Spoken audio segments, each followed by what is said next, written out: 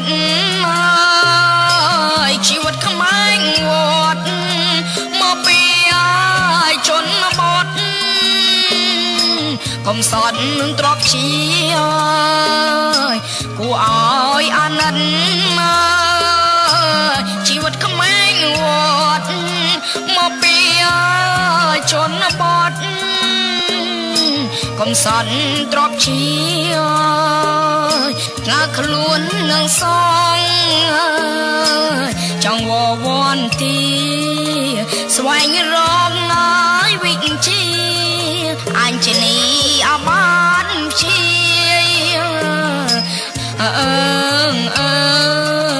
สวายร้องไห้วิ่งชีอันเจนีอาบานชีรัวดอยบายบานอาวันศาสนาปรนิบัตินาโทอารัตนาปุณเรีย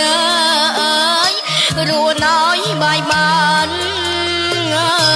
อาวันศาสนาปรนิบัตินาโทอารัตนาปุณเรียปรลบเรียนโทดอตาเย่ยุบสงัดนายสวัสดีเมเรียนอาสา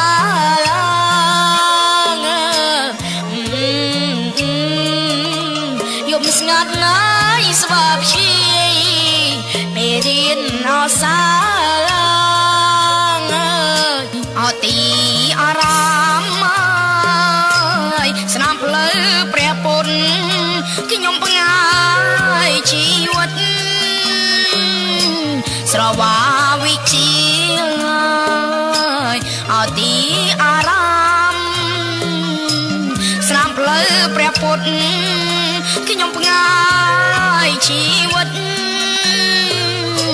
สระวาวิชีบอมราเปรียสองมันโจนันตรี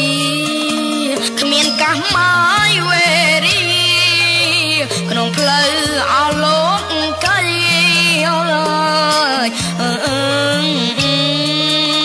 ขมิ้นกะไม้เวรีขนมเพลเอาลงไก่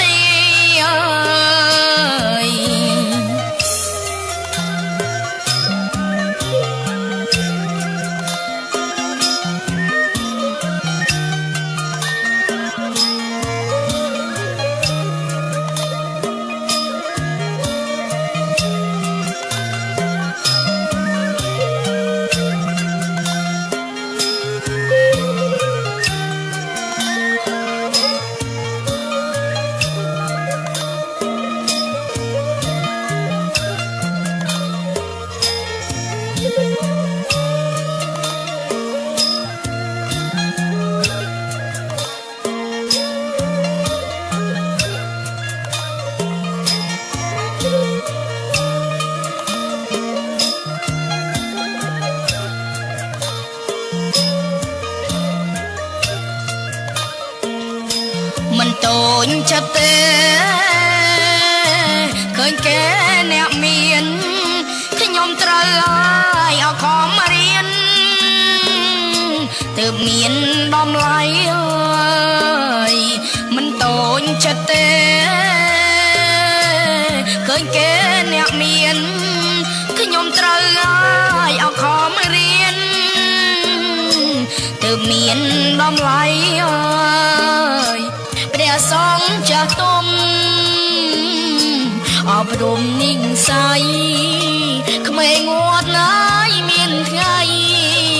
อนาคตอาจกลมกันขมายงวดนายเมียนไทยอนาคตอาจกลมกัน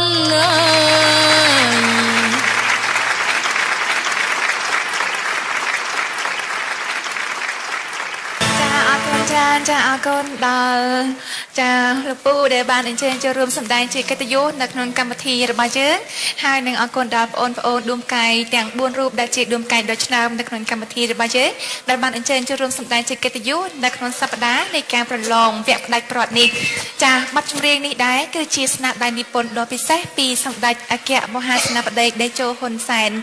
ចាជាការពិតណាស់ឲ្យតែយើងមានសេចក្តីសង្ឃឹមចាការសម្រេចនៅគោលបំណងពងប្រាថ្នារបស់យើងក៏គង់តែបានមកដល់ចានៅក្នុងពេលនេះយើងនឹងស្ដាប់ចានៃការផ្ដល់ជាមតិយោបល់ក៏ដូចជាការយល់ឃើញផ្សេងទៀតពីគណៈកម្មការរបស់យើងសូមអញ្ជើញលោកគ្រូមេងសុធីវ៉ាន់បាទសូមអរគុណហើយខ្ញុំសូមកោតសរសើរទី1ចំពោះក្មួយទាំងពីរនាក់តែម្ដងព្រោះបទនេះជាបទបុរាណហើយសម័យនេះគឺយុវវ័យរបស់យើងច្រើនតែមានចំណង់ចំណូលចិត្តនៅបទសម័យបទផ្នែក hip hop disco ញាក់កន្ត្រាក់អីជាដើមអញ្ចឹងក្មួយទាំងពីរខ្ញុំគិតថាការសម្ដែងរបៀបសម័យទំនើបនោះក្មួយដូចជាបកជែកអញ្ចឹងក៏ប៉ុន្តែក្មួយងាកមកច្រៀងបទបែបបុរាណរបស់យើងប្រពៃណីខ្មែររបស់យើងឃើញថាមានការលំបាកណាស់ក៏ប៉ុន្តែក្មួយធ្វើបានទោះបីជាអឿនមិនបានគ្រប់ជ្រុងជ្រោយក៏ដោយក៏ប៉ុន្តែក្មួយច្រៀងមកចូលនៅជាមួយបទហ្នឹងគឺត្រឹមត្រូវតែម្ដងអញ្ចឹងខ្ញុំសូមកោតសរសើរសូមអបអរសាទរបាទហើយសូមកោតសរសើរមួយទៀតចំពោះការសម្ដែងបាទក្មួយឡៃហនបាទក្មួយប៊ុនហុកបាទប៊ុនហុកបាទក្មួយប៊ុនហុកក៏សម្ដែងបានស័ក្តិសមដែរហើយសូមសរសើរបងដែលដើរតួជាប្រសង់អូមើលទៅគោរពវិន័យធម៌បានត្រឹមត្រូវហើយបាទឃើញថា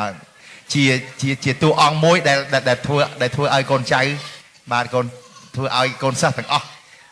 មានការគោរពដោយសារព្រះអង្គបានប្រទាននៅតម្រេះវិជានិងផ្ដល់កន្លែងស្នាក់អាស្រ័យក្នុងវត្តធ្វើឲ្យក្មេងវត្តដែលនៅស្នាក់អាស្រ័យជាមួយព្រះអង្គហ្នឹងមានអនាគតបាទមានក្តីសង្ឃឹមគ្រប់បែបយ៉ាងដោយសារការទូន្មានពីម្ដាយរបស់ព្រះអង្គខ្ញុំសូមកោតសរសើរដែលបងសម្ដែងហ្នឹងគឺថាស័ក្តិសមមែនទែនបាទសូមអរសាទរមួយទៀតមានប៉ុណ្ណឹងទេបាទសូមជូនគ្រូសុនចន្ទថាម្ដងបាទចាអរគុណដូច្នេះសូមអញ្ជើញអ្នកបងសុនចន្ទថាលោកហ្វៃសំអាងរៀបចំបទដែលជីវិតក្មេងវត្តចានិពន្ធដោយសម្ដេចអគ្គមហាសេនាបតីតេជោហ៊ុនសែនហើយ